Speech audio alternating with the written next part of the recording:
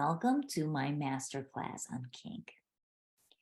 Today we will be covering what is kink so that you can get an understanding of what kink actually means so you can better connect to your kink. I will discuss different emotional buckets that provide a lens through which to understand your kink. Now, this is important because when you understand the kinds of emotions that turn you on, it's powerful because then you can create the conditions that are going to allow for turn on in the bedroom and out of the bedroom, which I'll talk about in a moment. We will also discuss, I provide some different examples of types of kinks with some juicy examples to get your mind going, which I will encourage you to tune in as you're listening to this masterclass and afterwards. You will always have this recording. And we will discuss kink in everyday life, because kink most definitely plays into everyday life. And when you understand that, you can find a way to create a space in which you are turned on in all of life. So, why does this matter? This matters because many folks desire passion in relationship. They desire polarity. Polarity is like, think of it this like push and pull that creates this spark, right? That makes you really want to jump each other's bones. Everyone wants that. But a lot of people are unwilling to try different practices that actually bring them to stretch outside of the box of who they think they are so that they can embody polarity within, right? And kink does that because it allows you to try on different hats so that you can express the full range of expression and aliveness that you are. And that's going to bubble out into relationship. So, kink. The current definition of kink in the Oxford Dictionary is an unusual feature in a person's character or mind, especially one that doesn't seem normal. Okay. Also, a person's sexual taste considered unusual by many. So as you see right there, that definition, it's already creating the sense of shame around the word kink, right? And stigmatizing a certain section of individuals. And that there's a long history behind kink, which if you haven't listened to my podcast episode, which, I don't even know what number it is, but it's all, maybe it's numbers 5 or 6, but it's all around kink and the history of kink. But there's a long history of it and using it as a means to shame individuals who view sexual activities outside of the norm procreation. Okay. So something to keep in mind. And I will invite you to reframe. And when you think about kink, I want you to think about it like this: your own individual flavor. It's any desire that you have that's unique to your own expression. Because we all have kink, whether we're conscious of it or not, whether we express it or repress it. Now, I want to name that to express your kink, it's important to have safety, right? To feel safety with yourself, otherwise you're not going to be expressed, and to feel a sense of safety within a relationship, which I'm not going to speak about in this masterclass, but it's something to consider. If you're not feeling safe, you're probably not going to feel safe to express without feeling judged by your partner or rejected or abandoned by your partner. Right? And it depends how your partner responds to you. Are they open? Are they curious to the things that pique your desires? Right? Are they open and curious with themselves? And so these things will impact the level of safety you feel. What else? Boundaries. I'm not going to be covering that in this masterclass because this masterclass is not like a how-to guide. You can Google that. There are other books for that. This is a strategic masterclass to understand the mental component of the kink and the physical component. But boundaries are important, and understanding your own boundaries, right? What are you comfortable exploring? What are you not comfortable exploring, right? What kinds of, are you comfortable with explorations in the physical realm, the mental realm, like really thinking through what you're okay with and what you're not. And I also want to note before we dive in that early experiences influence kink. So if you had an early experience sexually, or even like in your familial dynamic, that might influence, maybe you got walked in on when you were self-pleasuring. Maybe you start to get a turn on by this idea of someone walking in on you self-pleasuring. That's one example, right? So early experiences influence our kinks. Now, as we dive into the emotional buckets, I want to name that this was influenced, and I created my own system based off of Jack Morton's book, The Erotic Mind. And well, The Erotic Mind, it's called Unlocking the Inner Sources of Passion and Fulfillment. And he discusses how these different sort of paradoxical emotions can turn us on or turn us off. And certain emotions generally thought to have a negative impact on sexual arousal can in fact be the fire that drives arousal. Okay. And how these different emotions, right, depending on the context, your own emotional state, the timing, it influences how it's received. Miss Jaya also has her own spin on it, which is incredible. She's incredible. Love her work. So I want you to think about it in these two buckets. Okay. Stability emotions and instability emotions. So, stability emotions. Stability emotions are emotions that bring a sense of stability within the relationship, right? Tenderness, affection, things like appreciation, desire, right? Keep feeling into what else comes alive for you. Intimacy, right? Sharing moments of silence, of deep conversation together, feelings of worship, right? Feelings of joy and love. So those are stability emotions. So that could be something like if you're at the park with your partner and your partner touches your hand, right? Touching your hand, touching you, and all of a sudden you start to feel turn on. Or maybe your partner is telling you how beautiful you are, or how much they appreciate you, and you start to feel turn on. Or feelings of joy and love, these deep connected moments where you're looking into another's eyes and you're so connected and you're talking about something that you're both super passionate about, and you start to feel turn on. Okay. Now, when I say these buckets, stability or instability, you don't have to fall in one or the other. It's not black and white, but it's understanding which stability emotions might turn you on, maybe they don't, and if any instability emotions turn you on. Sometimes, most often, people lean towards certain emotions over others when you really do the work to understand your kink. Okay. So let's talk about some instability emotions. Some instability emotions would be things like anxiety. Feeling this instability, this anxiety of not knowing how something's going to turn out, not knowing what someone's thinking, that increases turn on. And that leads into mystery, right? That's another instability emotion, or mystery, like this turn on for this like yearning and desire for another, right? Not knowing if they're feeling the same. Okay. Vulnerability. That's an instability emotion, right? When you're feeling vulnerable, this idea of like, that could manifest in many ways, vulnerability. So it doesn't have to be an instability emotion, but I lump it in this way. This idea of maybe someone taking advantage of you. I'm saying vulnerability in that way, like you being helpless, right? Or being turned on by your partner being vulnerable and emotional.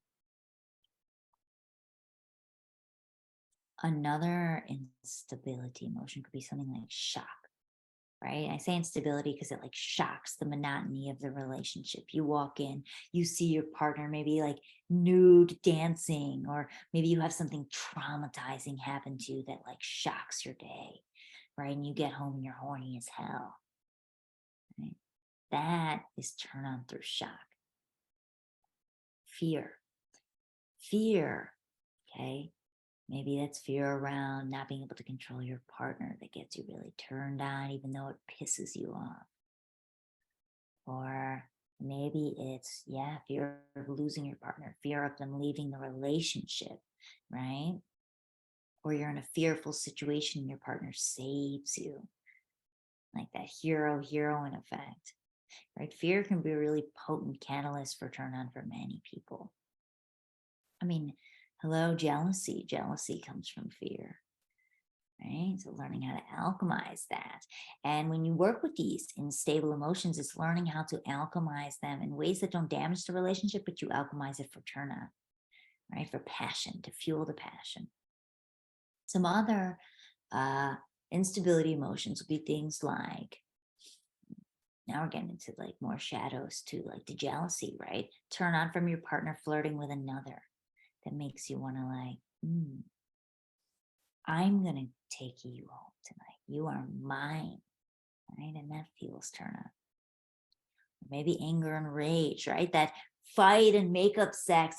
How many of you have been there? Hello, I've been there many times, right? That anger and rage that fuels the turn on. Or even sadness, this feeling of being consoled, someone's consoling you or your partner's consoling you, and all of a sudden, like, you want to have sex. How about like revenge? Turn on through aggression, making them beg for you back. I'm not going to touch you until I see you on your hands and knees begging me to forgive you. Right?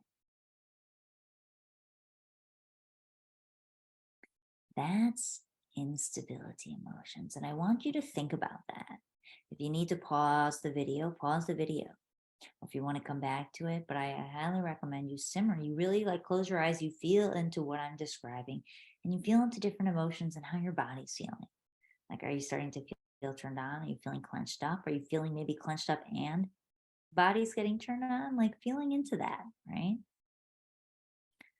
What gets you going? All right.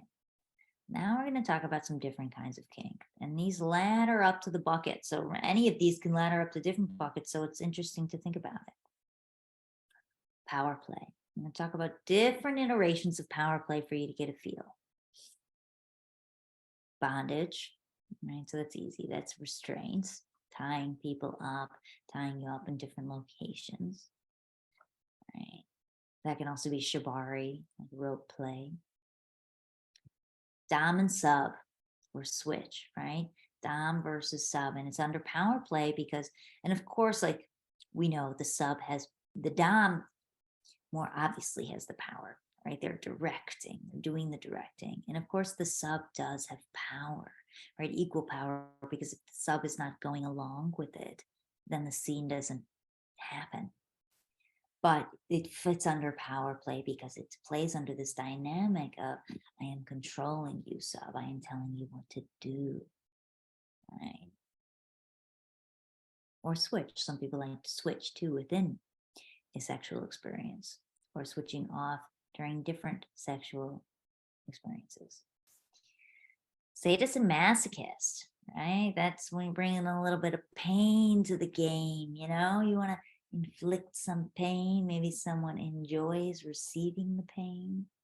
And for that one, boundaries, all of these boundaries is going to be important in like what levels of pain you enjoy, if you do. Good to play with, to feel into different body parts, different locations. You will feel different, most definitely. All right. Shaming and humiliation. This is an interesting one. So this is things like, you dirty little bitch, dirty little slut, you're pathetic. All right. Mocking your partner or whoever you're with if they're getting turned on, if they're getting hard, or if they're coming quickly. Maybe you're teasing them, you bring them to orgasm, and then they come quickly and you mock them for it. Right? It's not for everybody, but it's an interesting one. Punishment and reward play, right? That's a form of power play. Right? You're going to be a good little pet, good little boy, good little girl, good slave, good mistress, or bad mistress. I'm going to punish you. And being naughty falls into that too. Power play, mommy and daddy, right? Now, there can be like some discomfort with that one. It's not for everybody. And remember, early experiences influence the kink, but also mommy and daddy can be this feeling of like baby daddy, right? Baby mama. And that's a form of power play, right? It's a different dynamic when you say that in the bedroom. And you can even say it for a moment and it's gone, right? It doesn't have to play through the whole sexual encounter. It's whatever feels natural, whatever feels good. You play into that too. Play with different things, feel with what resonates. Power play, owning of the genitals, right? Owning of someone's genitals, telling them how to touch themselves, telling them when they can come, orgasm control. Psychological kink, another form of power play. That is like owning someone's mind, their thoughts, telling them what to think, how to think, generating a fantasy and making them engage that fantasy in their mind. Psychological kink. Super interesting. All right, some other ones. Deviant behavior, right? So that's things like having sex or sexual acts in public places, right? Being naughty in that way, or maybe wearing sexy dress or undergarments or a vibrator that your partner's controlling in public. And then there's impact and sensory play. That's another bucket. So that would be things like textures, ice cubes, velvet, spikes, maybe massage, using different sorts of materials for touch, maybe spanking, slapping, choking. Impact and sensory play, what last thing that can fit under there is energetic kink, right? So that's like edging through energetics. Which if you're an energetic, you're super sensitive to energy. So it's like, ooh, you build up the energy, you get real hot, you get real close, you pull back. And you're edging because you're like super turned on and you pull back. It's playing with that. And the last one in my flow is fetish. Fetish. Sexual associations to different items, textures, or materials that are aside from body parts, right? So aside from the traditional yoni.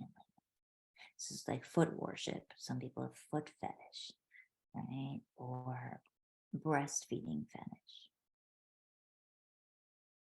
Or maybe fantasy play. Maybe you enjoy like creating these wild fantasies where you're these mythical characters. That's a type of fetish. Or even you can have like a fetish for candle wax or latex or chains or stockings or leather, right? So feel in. I invite you to go back through this masterclass, pause each one, feel into it, get your mind going, and feel into what floats your boat and gets you excited.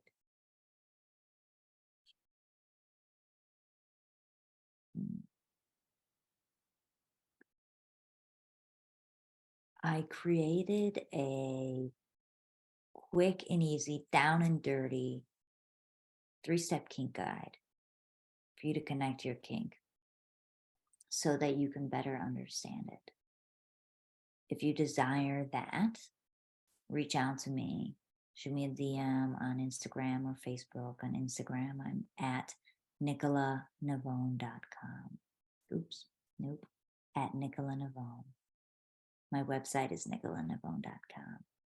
And on Facebook, I'm under Nicole Navone, Nicole, instead of Nicola. Find me, shoot me a DM if you want that kink guide so that you have a process for connecting to your kink. In addition to this masterclass, it's a great accompaniment. And thank you for joining me. It's been a pleasure, and have a beautiful, beautiful day or night or afternoon, whatever time it is you receive this and are watching.